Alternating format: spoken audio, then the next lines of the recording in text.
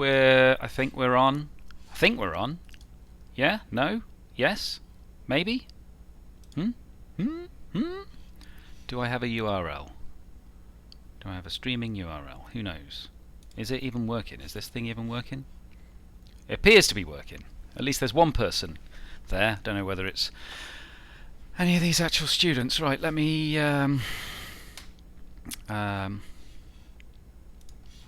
why doesn't YouTube just give you the URL anymore? There we go. Let's copy the link location. I'll stick that in the Discord.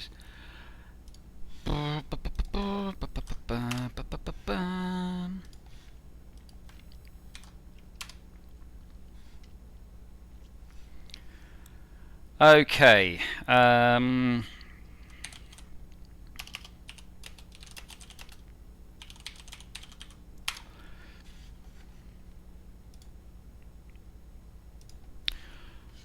Right.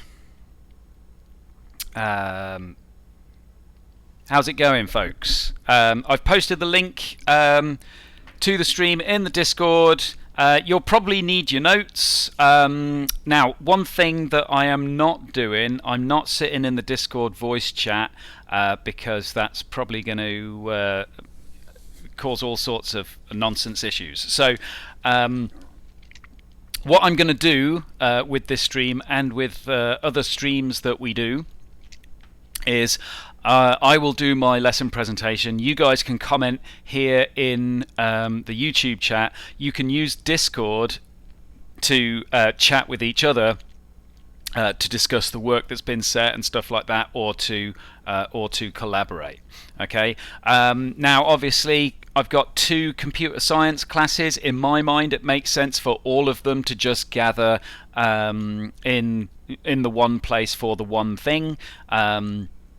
Because otherwise I'll have to do 2 identical streams, and that's kind of a nonsense, right? So this is the way it's going to be, so to speak. All right, does that sound fair? Is that a doable thing? I've got my chat win. Can we do it in the afternoon? Yeah. So I mean, I'll try and. I'd like to sort of try and keep some semblance of the school day going, but at the same time, I appreciate that you guys are teenagers and mornings are generally not your thing, right? So if there's, maybe I'll create a poll and I'll say when, I will say when the best time is going to be. Okay. I do have an eye on the Discord, by the way, so I can still see what's going on there. But as long as everyone is sort of like paying attention, then we're all good. If you bear with me a second as well, I'm just going to go and post the link on the Google Classroom as well, just in case people are not all on Discord. So just bear with me 1 minute here while I do that, and then in fact while you're waiting for me to do that, have a look at the pictures that I've got on the screen right now. Okay, they all have something in common. They are all related to system security in some way. See if you can work out what it is that links them all. Feel free to discuss amongst yourselves, and then once I've sorted this out, I'll come back and ask you to feed back to me. That's right.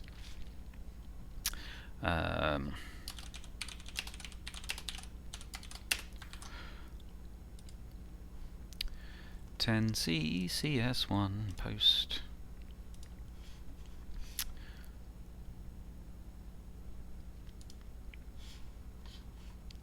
Okay, I can see I've got 16 people currently watching. That's cool. I've got a vague idea of who everything is. So some people have said they include humans. Yes, that is a key point. Identification, human identification. Yes, all of these things are linking them together. I mean, first of all, what have we got? Let's go in a clockwise fashion from the top left here. What have we got here? What is this thing?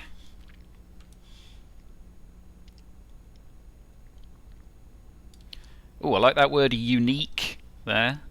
Unique parts of the body.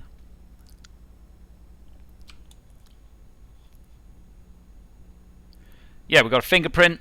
What else have we got? Next to the fingerprint, we've got fingerprint. Yes, indeed. Who said biometrics? Is that you, Bruno? Biometrics is absolutely bang on. That's what we're going to have a look at this lesson. Okay, so I need to sort Gemma out with a role. There you go, student role. Come join the stream. There we go. Sorry about this, guys. I'm still sort of getting a few little bits and bobs set up, ready for the bitting and the bobbing. There we go. Now I can tab between. I can see. Right, cool. I've got a command center of sorts all set up here. I can see. Can I pop that light? Yes. Pop out the live chat. Right, now we're rocking. I feel like a legit streamer now. So I've got my Yo man, dem, it's Dylan. What is this? This is computer science. Right, okay, let's have a look what we got. So, biometrics, that is what we're going to have a look at. Biometrics from the term bio, meaning life, and metrics means something that you measure, so it's measurements of life. As most of you pointed out, a lot of these things, in fact all of these things, are very specific to human beings, individual human beings, I mean. So you got your fingerprint. Everyone has a unique set of fingerprints, you know this. You've got the retina, that's the back of your eye. Everyone has a unique set of veins and stuff in the back of their eye. And by scanning that, you can identify who someone is. DNA, you're all familiar with the concept of DNA, right? You all know about DNA fingerprinting, in many ways more precise than normal fingerprinting. So what are the other two that I haven't mentioned? I've mentioned the fingerprint here, I've mentioned the retina, I've mentioned DNA. What about these two things? What are they? Yeah, what about the walking? Why is walking on there?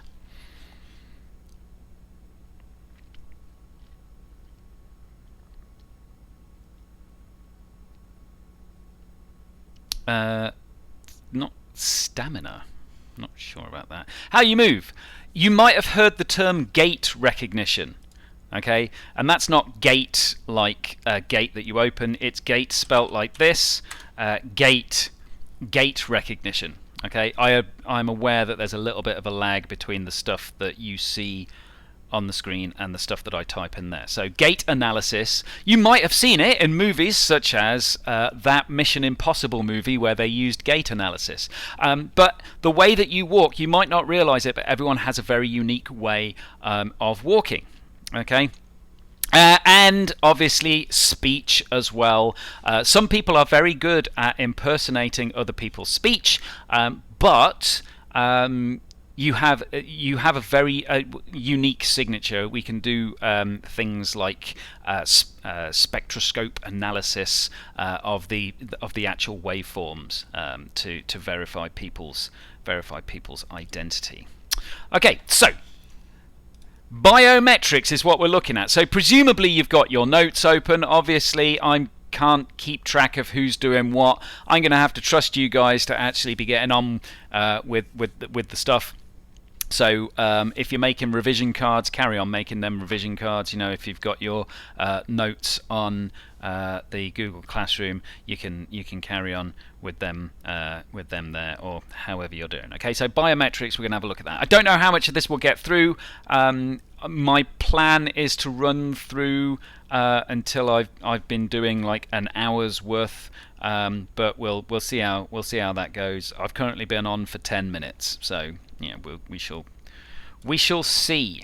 Okay, so biometrics, right? So the objectives of this lesson. You will be able, by the end of this, to suggest ways to protect a computer system or a network from attack. Now, you've probably already got an idea of that based on the stuff that we've previously done. Someone give me some of the ways that you can protect yourself against social engineering attacks. Just spam it in the chat down there. While you're doing that, the other things that we're going to have a look at is we're going to have a look at penetration testing and what that is, and we're going to have a look at this thing called network policy, sound network policy. Okay. VPN is not necessarily going to protect you from social engineering attack. VPN would protect your data from being intercepted by someone, but there's nothing stopping you from, there's nothing stopping someone phoning you up. Right, Alex, if you don't shut up, I'm going to mute you. Okay, so there we go. You've been warned. Yeah, don't use the internet is no protection against social engineering, because remember, people could still phone you up. They could still come round and try and get that information out of you. Okay. Always verify the information given to you. Feel free to expand on that. Yeah. Live in a cave. I mean, live in a cave, maybe. There's other ways of securing your yeah. So don't respond to spam or unknown calls. How can you spot a potential phishing attack? What are the telltale signs of a potential phishing attack?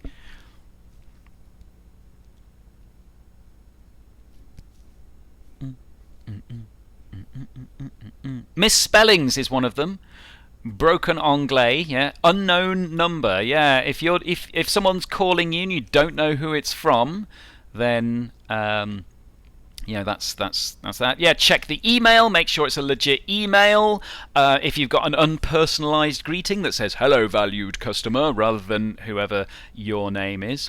I had 25 smishing messages yesterday. That to me suggests that your phone number is on a list, which has been sent out to a number of people. You should be able to work out who it's from and get that number blocked. Okay. Anyway, that's literally what we've just done. Suggest ways to protect the computer system. Check this out. I've got a pointer now. Pew. So yeah, suggest ways to protect computer systems from attack is what we have just done. Look at the links to make sure where they go is a very good suggestion. Because all of you together now, what is the weakest part of any computer system?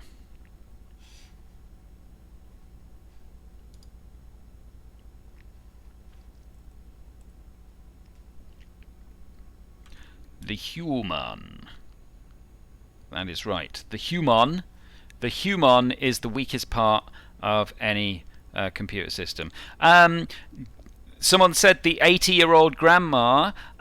Be careful here, because young people are still susceptible to phishing attacks. In fact, young people, such as school students, are actually less able to distinguish between genuine content and disinformation, according to scientific studies. So you might be tempted to think, oh, these old grannies don't know what they're talking about. But statistically speaking, you guys are just as likely, if not more so, to be suckered in by it. Also, young people have difficulty telling the difference between genuine news and paid-for content. So just be aware of that.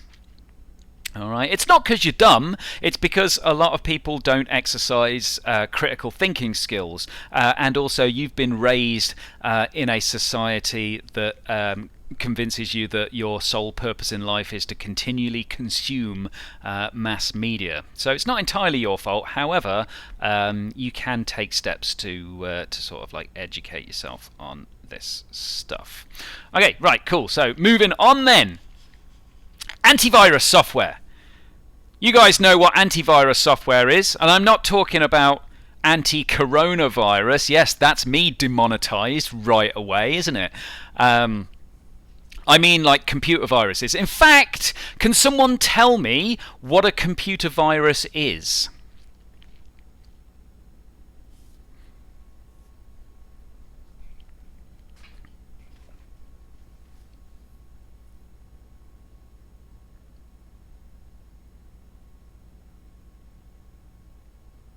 No one can tell me what a computer virus is. Okay, your first task then, guys, is go on the internet and see if you can find me a definition of a computer virus.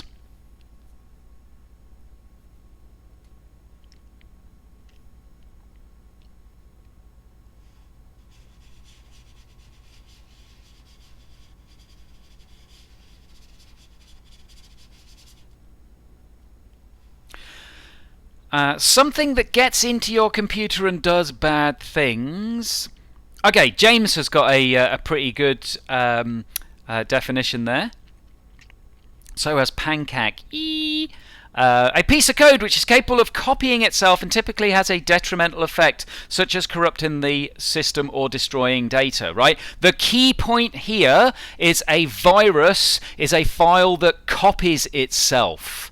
Right? Think about what's going on out there in the real world, yeah? Viruses end up copying themselves and spreading from person to person. A computer virus is a piece of code that copies itself and spreads from computer to computer, okay? Now, they don't always have detrimental effects, but most of the time they do. So, often what they'll do, the way that they duplicate themselves is by overwriting your files.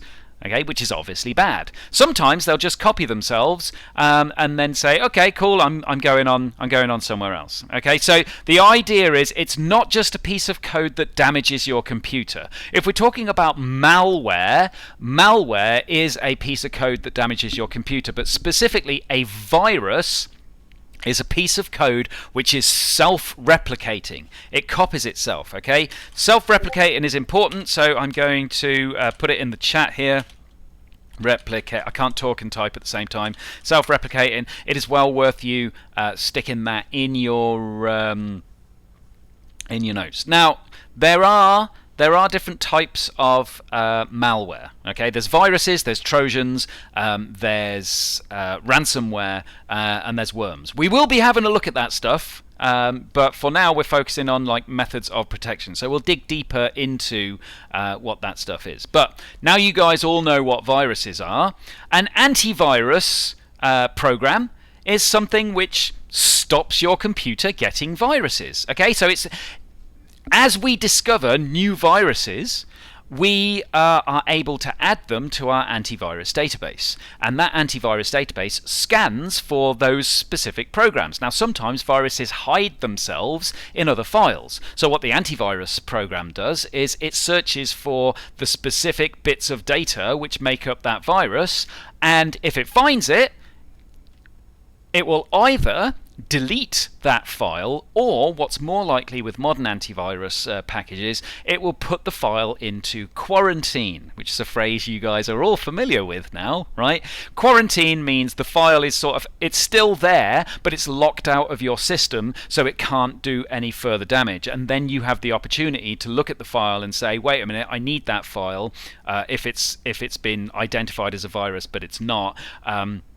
Or you got the opportunity to delete that file. Okay. After the stream, by the way, someone's just asked if I can put this up on the Classroom. This will still be resident on YouTube, so I'll put a link to it on the Classroom as well. Yes. Okay. Oh, and if you want the presentation, I'll stick the presentation up there as well. Just reminding people who are not here that we are actually live here. All right, cool. So, do you understand what I mean by false positive? Just say yes or no in the chat if you know what false positive means.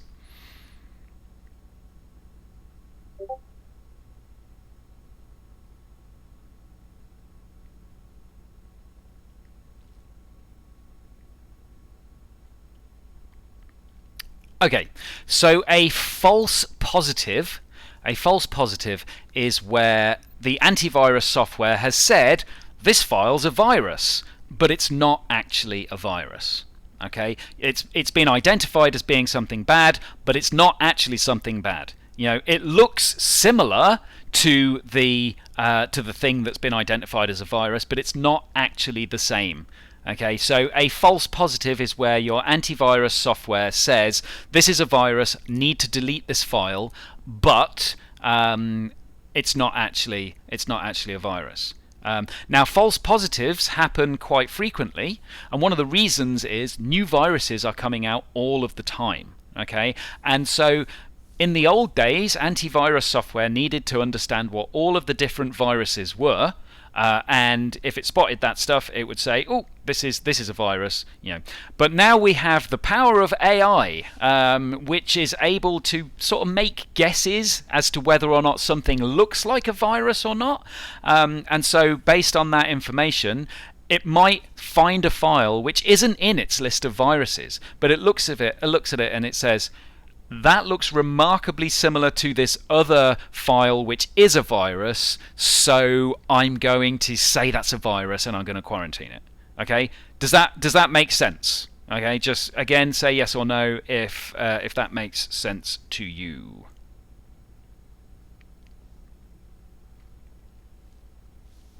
Okay. To answer this question here, if a virus is quarantined but you don't think it is, so you let it out, will it run rampant, or when it replicates, will the antivirus stop it?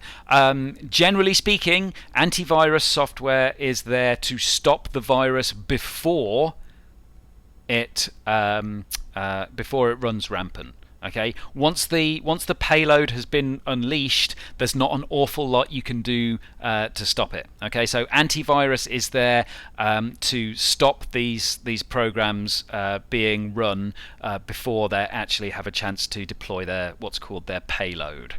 Okay, that's why if you're not running antivirus software on your computer, you definitely need to, and whenever you download a file off the internet, you need to make sure you scan that file with your antivirus. The antivirus software that I use is Bitdefender. This is not an advert for Bitdefender. I know I told you all that if anyone ever recommends something in a YouTube channel, they're being paid for it. I assure you I'm not being paid.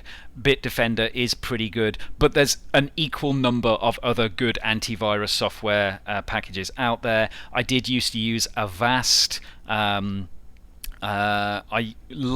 time ago, there was another antivirus package that I used, and I can't remember what it was. But hey, I mean, do your research on the antivirus packages. But if you're running without antivirus software, then that's kind of dangerous. Unless you're on Linux, and you don't have to worry about it so much. Okay, so just be Windows machines tend to be fairly vulnerable to virus attacks.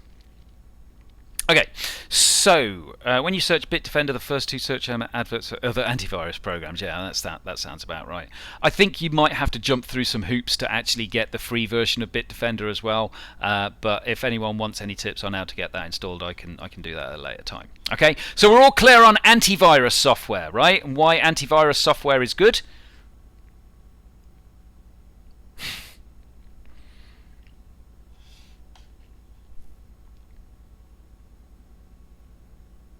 cool.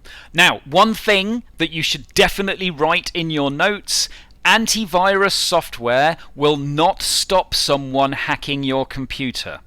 Okay, when someone hacks your computer, i.e. gains access to your machine from an external machine across a network, yeah, they might use viruses to get in, but once they're in, an antivirus ain't going to stop them. Okay, and also if they've used social engineering to get your usernames and passwords, antivirus software isn't going to do anything. Antivirus does not protect against hacking. Okay, make sure that you have that written loud and clear in your notes. Antivirus does not protect against hacking. It protects against malware. Okay? I said that real slow because it's real important. Okay.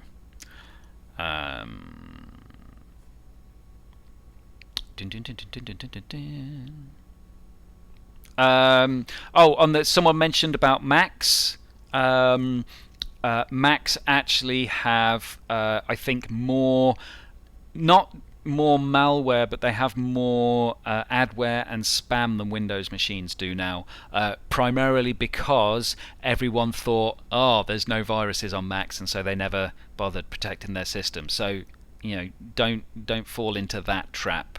Okay, there's even antivirus software for Linux, even though the prospect of a Linux machine being ruined by a virus is slim. It is still possible. Okay.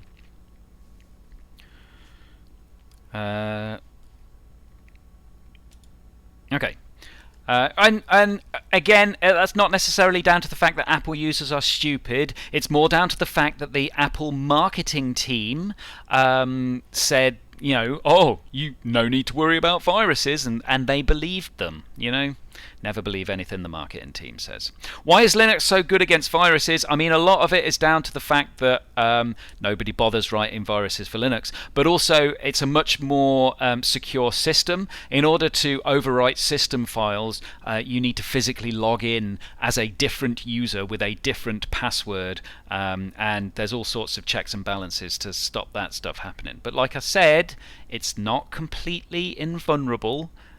So there's that. And also, generally, people running Linux know more about the computers than others. That's not always true, but a lot of the time that's the case. The other thing as well is the fact that because Linux is open source software, it effectively means the entire world is the development team, which means when there are weaknesses that could be exploited by viruses, they often get patched and fixed very quickly, whereas a company like Microsoft or Apple, what they will tend to do is they will sort of try and keep it a secret so that no one finds out, and then hope that they can sort of like keep on going until they roll out a new security update. Okay, that's the thing there. Right, okay, here we go. Prevents attacks from outside the computer. This is a firewall. That was supposed to be an animated GIF, but the animation apparently is not working. So apologies there.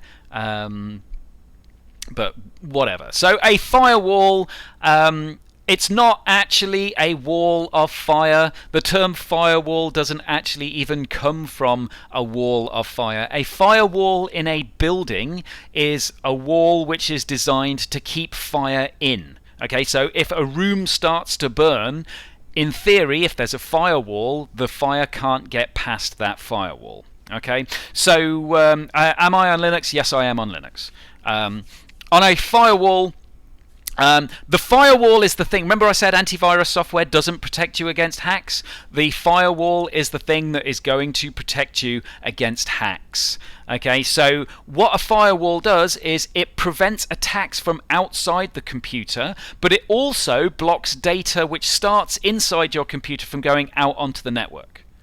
Okay, so the way that it works, and we'll have a full lesson on this when we do the stuff about viruses as well, right? But the way that it works, basically you have a number of entrance points into your system, which are called ports. Okay, all right, they are ports.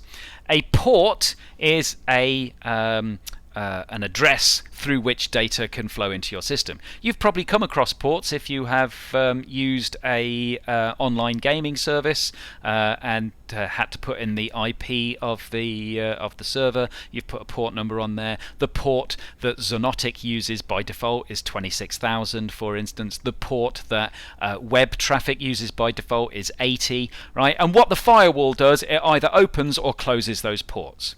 So if you want to protect your computer from hackers outside of your system, you close the ports.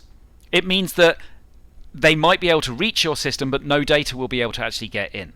Okay. You can also set up two-way ports. One-way ports, so data can come in but not out, although more often you want to set up the ports so that data can go out but can't come in. Okay? I should say as well, if at any point you have questions about any of this stuff, or you want me to clarify anything that I'm saying, then just ask the question in the chat here. There's a dislike. Imagine clicking dislike. Oh well, maybe that was one of my year 11s. Who knows?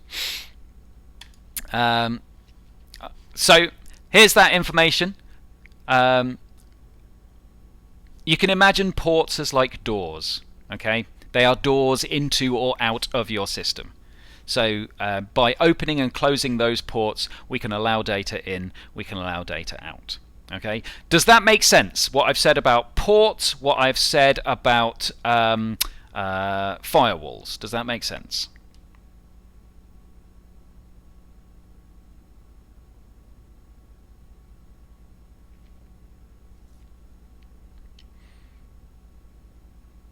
Yes, yes, yes. Good. Yes, yes, good, good. Okay. Right. Don't know if I'll get copyright claimed for showing a video within a video stream. Don't even know if this is going to work properly, but here we go. Here's a video about penetration testing, and if this does not work, I can just paste the link so you can go and watch it. I would say I don't have permission from the copyright holder, so I guess claim away. But here we go. You can let me know if the sound ain't working as well. Penetration testing has become an integral part of a comprehensive security program. A simulated attack on systems or an entire IT infrastructure, pen tests expose the weakness in your core attack vectors, operating systems, network devices, and application software. The idea is to find and secure vulnerabilities before attackers exploit them. Pen testing has never been more important than it is today. With DDoS attacks, phishing, ransomware, and countless other tactics used by increasingly sophisticated cybercriminals, the best defense starts with knowing your strengths and weaknesses. As Sun Tzu wrote in The Art of War, if ignorant of your enemy and yourself, you are certain to be in peril. Pen testing provides intelligence and insight into how to mature your security organization by understanding how you could be and likely will be attacked, and what steps you need to take to secure your organization. However, penetration tests are not created equal. If you were to Google pen tests, you would likely find an assortment of companies offering to conduct inexpensive, fast tests geared to help meter your PCI requirement or some other compliance standard. Pen tests need to be about more than checking a box. They need to be the critical starting point to improved cyber defense. Further, one important thing to remember, vulnerability assessments are not pen tests. Vulnerability assessments provide a prioritized list of vulnerabilities and how to remediate them. Quality pen tests have a goal in mind, whether that is to hack into a specific system, breach a database, or simply probe as an attacker would to find hackable systems. Pen tests are conducted by ethical hackers to mimic the strategies and actions of an attacker. The 5 steps in pen testing should be: 1. Find a vulnerability. 2. Design an attack. 3. Appoint team of ethical hackers. 4.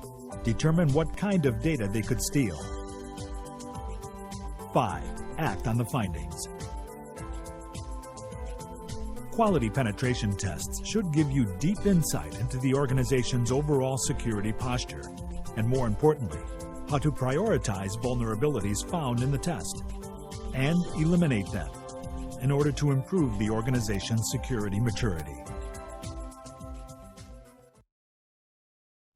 Okay, so you've probably seen from that video that hackers don't wear ski masks, or ethical hackers don't wear ski masks.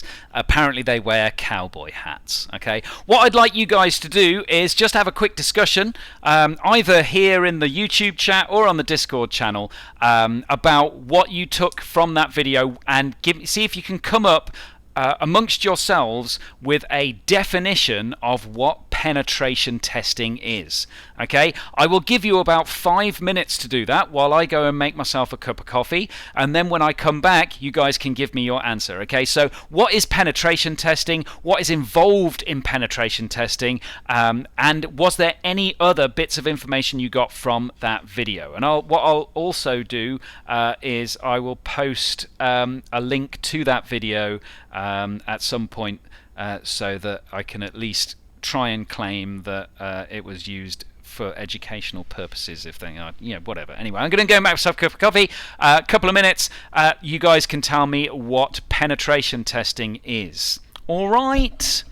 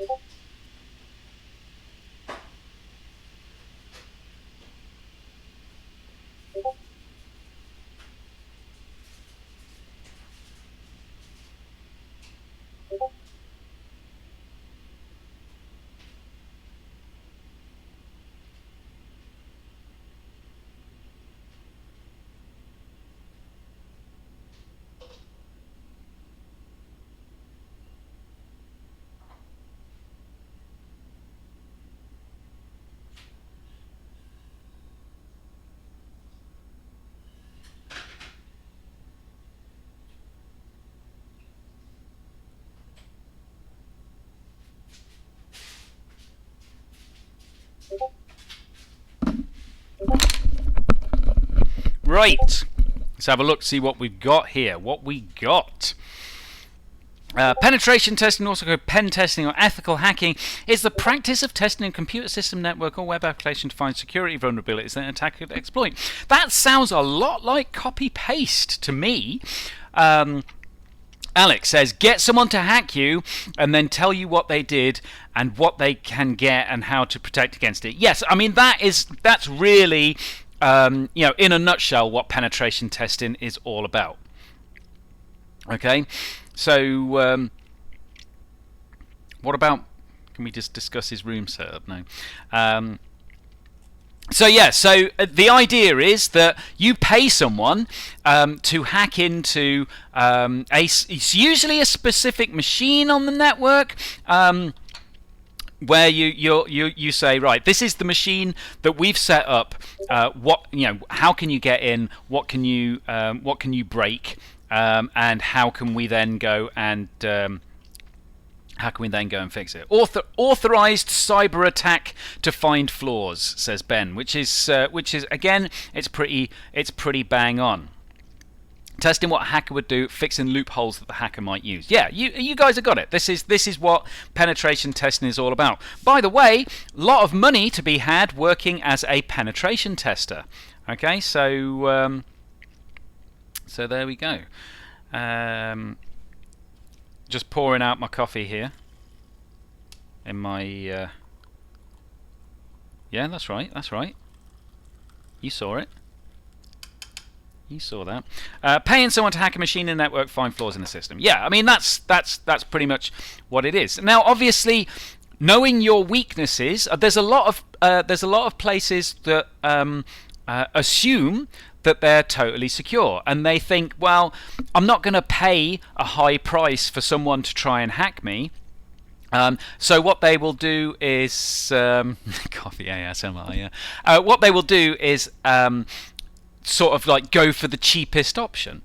But really, when it comes to penetration testing, in the long run, a business is going to save more money by securing their network. I mean, they stand to lose more money from an unsecured network than they would do paying the penetration testers to make sure that network is secure. Okay. Here we go. Some notes for you here. Penetration testing, you've probably heard the term pen testing. It's the same thing, right? We don't actually test pens. The pen is short for penetration. Vegan chocolate.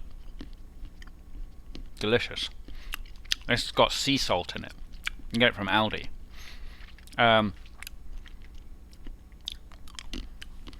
Alright, needs to be done. Sorry. Terribly rude of me. Penetration testing obviously needs to be done before a real attack happens. There's no point waiting for someone to hack you and then paying someone to find out how they did it, because the damage has already been done. Okay? So you need to make sure that you've identified the areas of weakness before the actual attack takes place.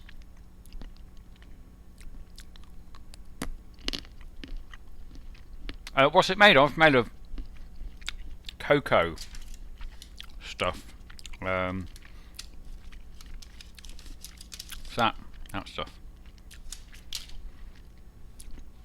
Okay, obviously, once the weaknesses have been identified, steps can be taken to improve security.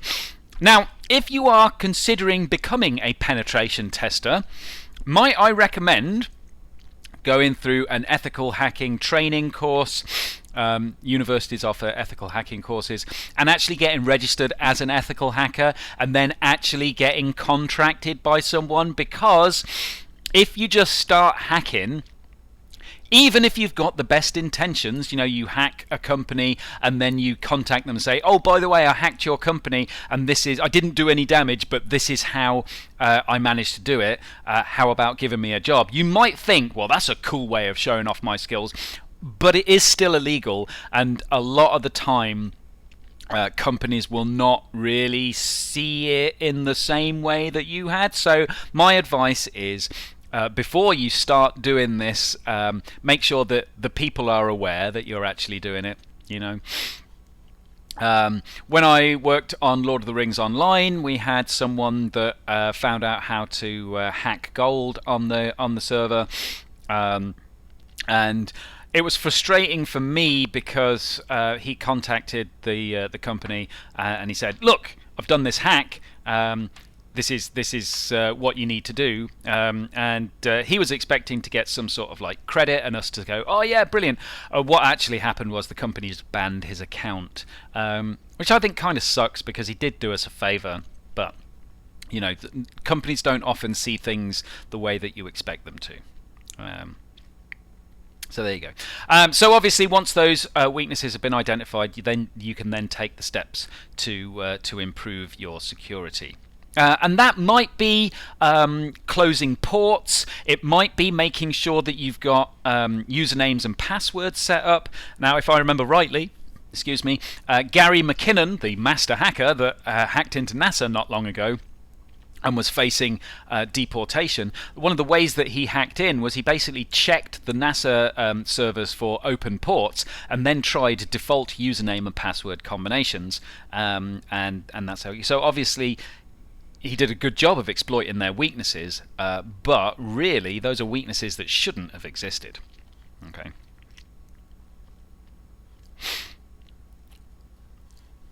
What's going on with Gary?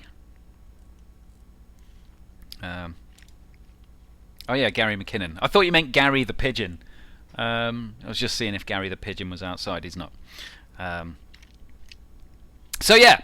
Right, so there's this thing called network policy, right? You might have heard the term network policy. In fact, whenever you log on to a Warrener computer system, you have to agree to the network policy. Yeah, and you probably just think, oh yeah, whatever, just click. What does that mean? Yeah, but what does network policy actually mean, right? So a network policy, it's a list of rules for best practice while using a network. That should say for best practice, not all best practice. I'll fix that in the presentation before I stick it on Google Classroom. Okay, so yeah, almost all businesses, schools, and organizations will ask the users to sign an acceptable use policy, which basically says this is what you're allowed to do, this is what you're not allowed to do, and if you do these things, then we're going to kick you out, basically. Okay, some of you might have fallen foul to the Warrener acceptable use policy, and you might have had your accounts locked out or certain programs locked out. Okay, and now I know at least one of you definitely has had that done. Yeah, but it's things like that mean, that's why we have these network policies in place. Okay, so as well as those acceptable use policies, there are other things that contribute to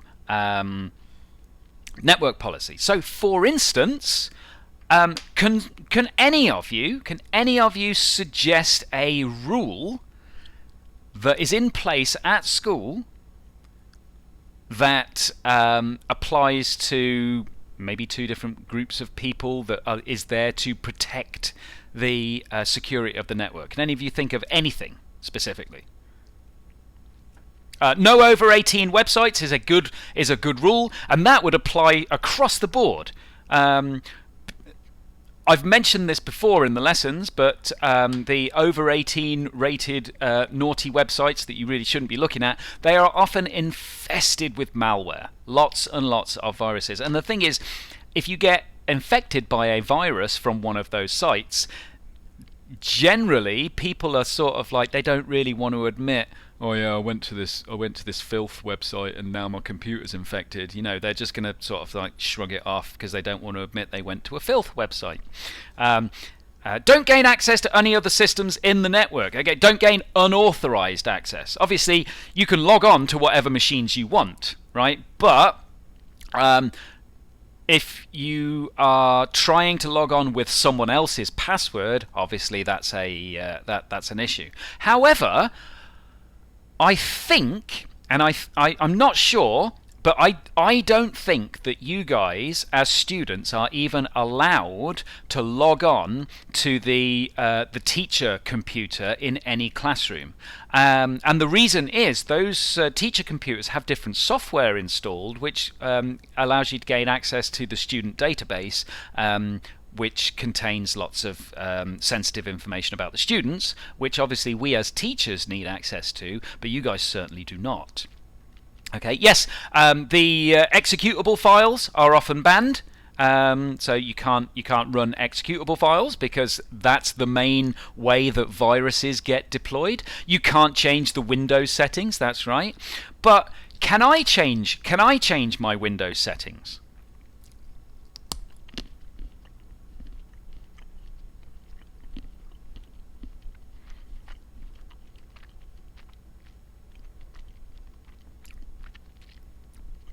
Well, here's the thing.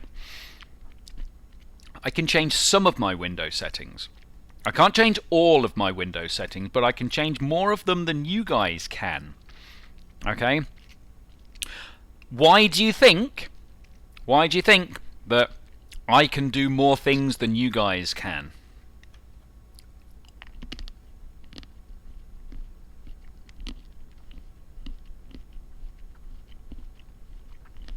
Yes.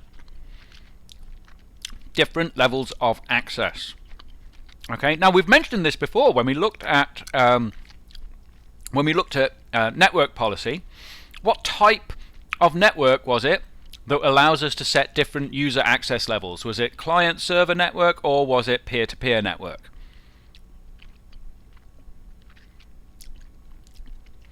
Excellent. Alex and James on the ball. Blackmail, there is no blackmail network type. But yes, a client-server network allows you to set these different access levels, and it's a good security policy. You know, only allow people access to the bits that they need. Yeah, if you do that, then you're guaranteed that people are not going to be able to break stuff by playing around with stuff they shouldn't be touching. Okay, another thing as well is not necessarily a technical related thing. Okay, so here's something that you can do which would be sound network policy that would protect your network. Get your users to regularly change their passwords. Okay, remember all of those top tips that I gave you about creating passwords? You can write them into your network policy. Don't allow users to create passwords which contain personal information like names and stuff because they're easy to guess. Yeah? Don't allow users to set passwords with fewer than 8 characters because they'll be weak against brute force crackers. Okay? And yes, I can already see you saying, yeah, but we're not allowed to change our passwords.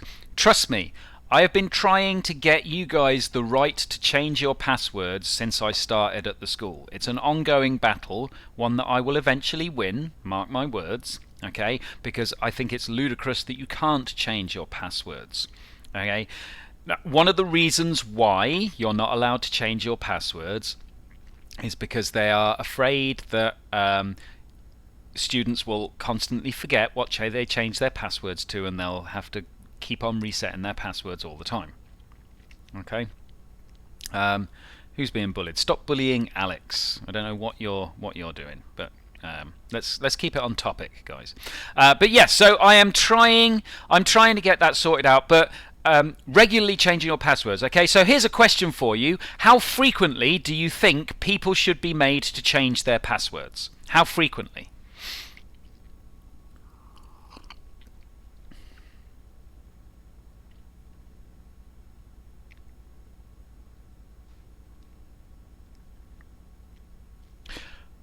I'd say that every week is probably too frequent. You're going to go through 52 passwords a year, and I think once a month, every 2 months. In the past, most of the places where I've worked, it's been a 3-month policy. Okay, so every 3 months you have to change your password. And here's another thing that's well worth you writing down. When you allow the users to change their password, you set it up so they are not allowed to use any of their 3 previous passwords. Okay, because it got to the point where people were like, oh, here's my password for January, February, March. Here's my password for April, May, June. Here's my password for July, August, September. And they kept alternating between them. And that is bad in itself because that's just you having two different passwords. There's no point you having 2 different passwords if the whole point of changing your password is to make it more secure. Okay, so preventing users from certain things in their password is a good policy. Okay. Now, just before I've got a task for you coming up, but just before I set that task, does anyone have any other suggestions of what might make a sound network policy, either related to the programs you're running, or the password that you're using, or the way that you access computers? Can anyone suggest what might make a good network policy to prevent security breaches in a company?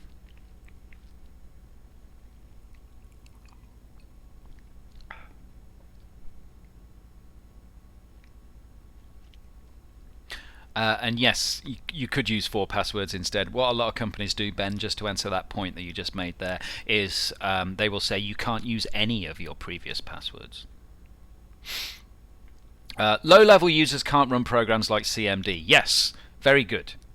Don't go to the bad websites. What's the most effective way of preventing people from going to bad websites?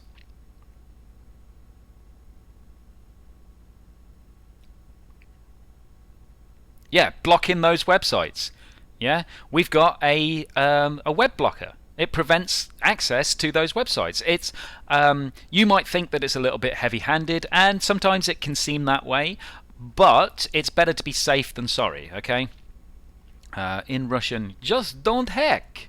Yeah, okay, so obviously stopping people from running the sorts of programs that will allow you to hack. I mean, I had a hard time getting you guys access to the developer console in Chrome, simply because the thought was, oh, that could be used to create malicious content, and then I had to explain the difference between client-side scripting and server-side scripting. But there you go. Yeah, so I mean, we can allow websites through the filter. We can block websites. We can allow parts of websites. Okay, there's a number of different things to do there that can prevent that stuff happening. But bear in mind, any business, if you lock out websites which are not relevant to the business, that not only is that going to potentially make your network more secure, but also it'll probably stop people slacking off at work. Okay, but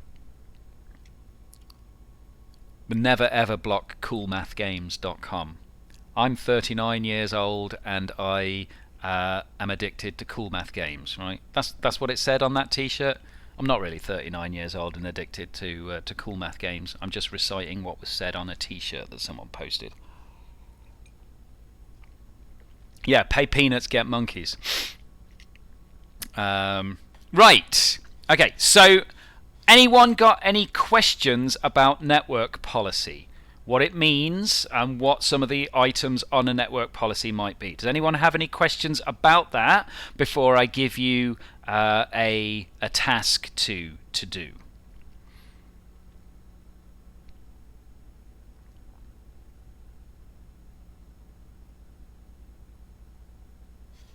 If you don't have any questions, just say no questions or something. Rather than, why is it important? Right? Why is a network policy important? Okay, can anyone say that? Why do you think it's important to have these policies in place?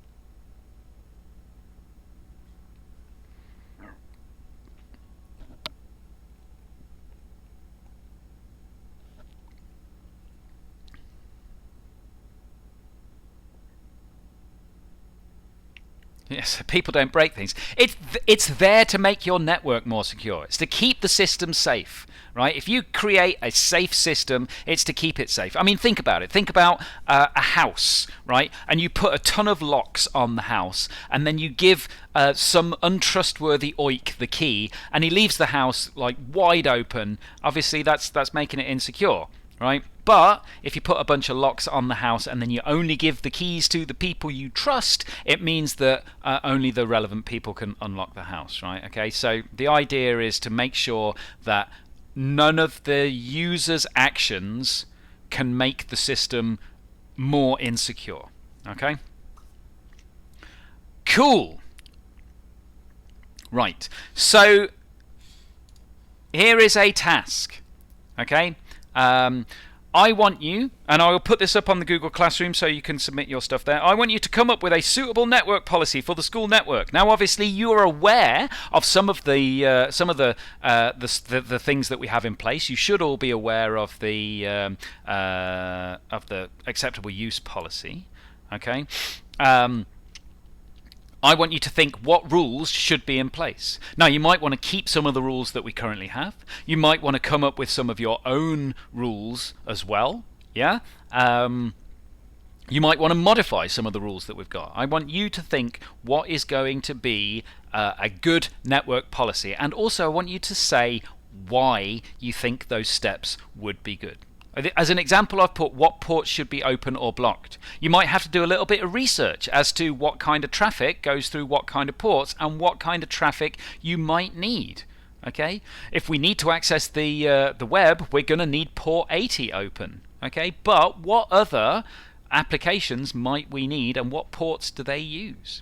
Okay, I've already mentioned some rules for setting passwords. You might have a few things to add to that. Okay, so I don't want you to tell me these things in the chat now. This is an actual sort of assignment which I'm about to add on the Google Classroom so that you can create a document. Okay, you're gonna write this in a Google Doc. This is going to be the network policy. You never know. If one of them is particularly good, I might be able to present it to Mr. Lodell and say, can we make this our new network policy?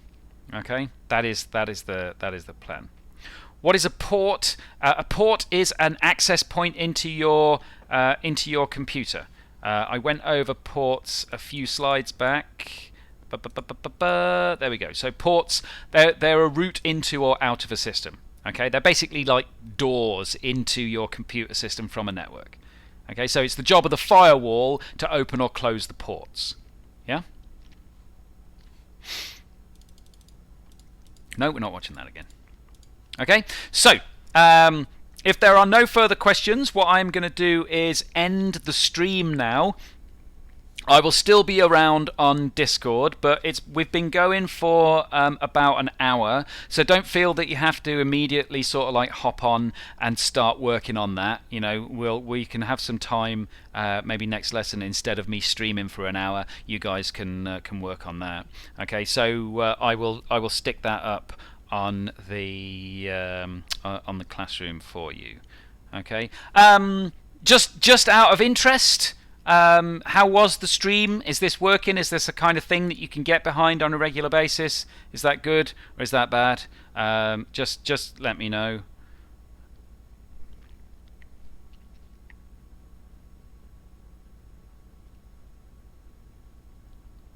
Can anybody implement their? I mean, the server admin is the one that implements the network policy.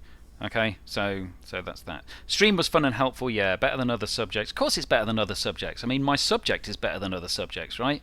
And it's nice to have a teacher that actually knows what they're talking about for once, right? Not that I'm dunking on other teachers, obviously.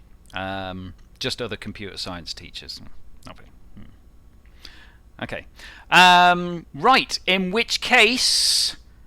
maybe you guys don't feel so good.